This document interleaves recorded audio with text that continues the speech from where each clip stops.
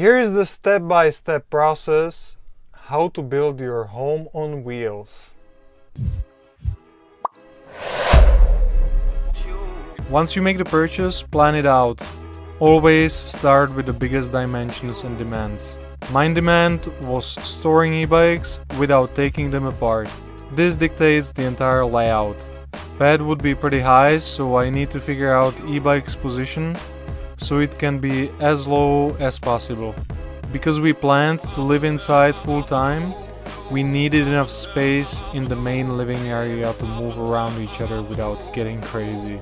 In the following step, you should strip the van off. Take everything out that doesn't have to be in there. In our case, it was everything: the divider, seats, all panels and covers. Do all the mechanical fixing at the very beginning. This is important before you process any further. You want to have fully functional and trustworthy vehicle, so make sure it is. For some people it might be just oil change, for somebody else timing belt, tires. This is just too individual. After the car is sound and safe, make sure you can use it. For this you should have a seat in there. Swivel mechanisms are essential for us. The mechanism is pretty expensive and I was not willing to pay over $300 for each of them. I found some cars that have swivels by default and found those second-hand seats online. The only thing to make were bases for those seats to be fitted. Fun project to do and opportunity to practice welding for me. Next are windows or roof windows. Let's do all the main things right at the beginning. Decide where you want them and cut holes for them. Next I made a simple wooden frame to even up the thickness of the entire roof. The window clamps together like a sandwich, and for proper fit it needs solid support.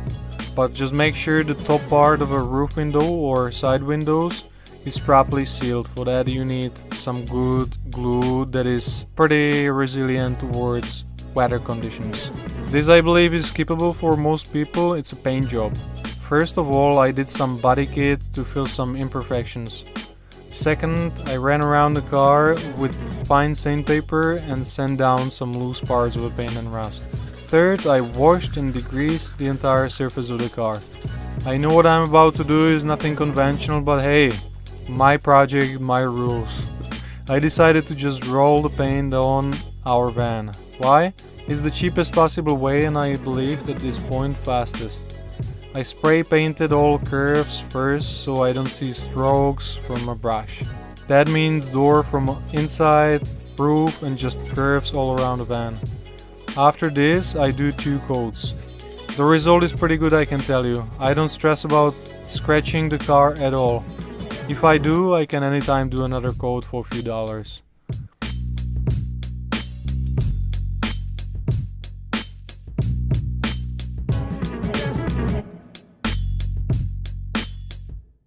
There is plenty of pre-made campervan water tanks that you should use. I personally would never do water tank inside of a car if there is an option to have them underneath. The reason is of course space saving. I'm on a tight budget, so I'm building my own tanks out of barrels. It's more work, but I like these kind of projects. I'm connecting 4 25-liter barrels together to create 100-liter freshwater tank. Another 2 together to make 50-liter grey water. These barrels fit perfectly under the car and I welded supporting frame for it with a board. This way tanks are covered, protected and pushed hard against the car from the bottom. Solars are pretty easy. You can buy brackets to attach them to the van and wire plugs that seal your roof. I don't buy them, instead I just cut a L-shaped aluminum, drilled holes to them, glued and screwed with self-tapping screws. For wires I just drilled holes and then sealed them with the same Sikaflex glue. Easy and cheap solution that does the job. Reversing camera is easy too. This one was just cheap from eBay and I read in comments it leaks after heavy rains. No problem, I siliconed it all around and instantly it's waterproof. In the following steps you can do wires or insulation, whatever you prefer. I decided to do wires. You should have all the wires in protective hoses so you don't cut through them somewhere by accident. I learned this later, so please avoid it. Plan it like I did with a marker, that's a good way. This made it easier to work with. Plan your lights and switches, reversing camera, inverter, water pump, fan and everything else you are adding. I also added extension cable drum from the bottom of our van because it's very convenient to just pull the cable out. Make sure you have plenty of USBs everywhere. Cool extra trick for urban camping, I also made car charging reduction for charging stations. This way I can plug the entire car and use the power inside, charge e-bikes, etc. Cool thing to have is also a car charger, so whenever you are plugged in, it charges your deep cycle batteries too. Next is the insulation. There is many ways how to insulate camper van. This topic is broad that you should research it on your own. I chose to do silver double layer 18mm Miralon. In this case, it's important to cover everything with panels and leave some air gaps in there. I sprayed contact glue on both surfaces, car and insulation, and then just put it on like a sticker. My friend Richie is helping me out. I measured, he cut shapes, and this entire phase took us only a few hours. Easy peasy. Finally, we moved to some more interesting parts. Again, many ways how to do floors. The way I do it is lifting and evening the floor up and using the same insulation there. For the board itself, it's good to use lightened plywood. It's pretty pricey, so I just used offcuts that were lying around my workshop. On the top I contact glued vinyl for commercial use. This one is more resistant and difficult to scratch. Roof panel I measured and cut out of 3mm MDF. I made sure all my cutouts will fit and marked holes for lights too. Here on the video I'm using thick black fabric I had spare at the workshop to make the final result softer and thicker. Second layer is fabric I use for panels to have unified style. Next I made few stands out of chipboard. These curves copy the internal roof shape, and I also stapled stripes of fabric not to damage new ceiling fabric. Installing this panel was pretty easy with all of this. I used the same PU mammoth glue and pushed the panel hard against the roof. The following morning glue was cured and ready to move on. Next part to do are panels. Cover all the insulation up. Some people do wood and cover the entire van completely. This is a good way how to insulate vans even more, and many choose the specific interior look. I like modern look, and panels are the way for me. First I contact glued my fabric to all of the structure parts of the vehicle that will be seen, like underneath the overhead units.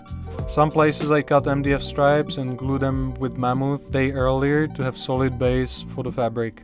One panel above the back door requires a bit more because it's complicated shape. You can see I'm using plastic sheet to cut first. I'm bending it after, marking and shaping inside of the van, and later polstering with 2 layers of fabric. I made templates out of cardboard and transferred shapes right on MDF. The rest is just cutting them out. Follow up in the same principle like the roof panel. Thick black fabric first and then my interior gray one. Splashback panel is thicker, 8mm painted MDF because I will be attaching things to it later and needs to be more solid. On the side door I used 1mm painted metal sheet that I previously made base for, so I can just mammoth glue it on. For furniture, different people use different material. I can easily tell the best one is lightened plywood. It's pretty solid, it doesn't warp with humidity and is super lightweight. I didn't have the financial benefit of working with ply, so I used free material at my workshop. It is 18mm chipboard, commonly used for furniture in Europe. E-bikes are the biggest cargo dictating our layout, so I loaded them in, made sure they fit, and then marked dimensions on the ground, sides, and their height on the wall. Based on this I right away knew kitchen size, electronics compartment, entry unit, and how much space I have for garage units. I'm starting with overhead units, making the frame as light as possible. That means cutting stripes, edging them, cutting them on sizes. It's pretty simple. For the back I used 3mm plastic sheet I had at my workshop because it bends very easily. Before I staple it on the unit, I contact glue black fabric on the facing side. To attach units to the car is one-man job, as you can see by using self-tapping screws to the structural parts of the car. So in these photos you can see first stage of a kitchen, planning how it should go, sink, gas stove. Here I have the kitchen on a bench, working on it, making sure everything fits. Yep, here we have the first test of the projector setup that up to date makes me very happy. It was one of my friend's idea and I absolutely loved it. Very cheap 720p projector that runs on 12 volts and costs just a bit over $100. Here you can see the swivel mechanism for the table extension. Here we have the main layout, main living area. This is the first stage. Here is the groove for the screen projector, and here we have the projector screen fitted. This is the garage unit that helps with organization. There is also a safe. After you install all the cabinetry, it's time to plug things together. Wire LEDs, switches, water pump, wire the battery, fuses, reversing camera, fridge, and so on. This is very satisfying phase because you see the final product. It feels great.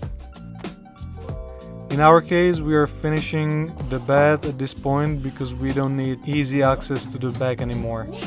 It means welding the frame and installing lifting support, making it ready for linear actuators that will be lifting the bed up. This last part is so much fun. It's adding things and features to your fully functional portable living space on a go. As you use the van, you realize more behavior patterns, and with a pinch of critical thinking, you realize how to make it better. We added so much from the day one, like chopping board, spice rack, paper towel holder, laptop holder, extra USBs, temperature station, mirror, code hooks. It's so much fun to make it more livable, enjoyable, and more personalized space.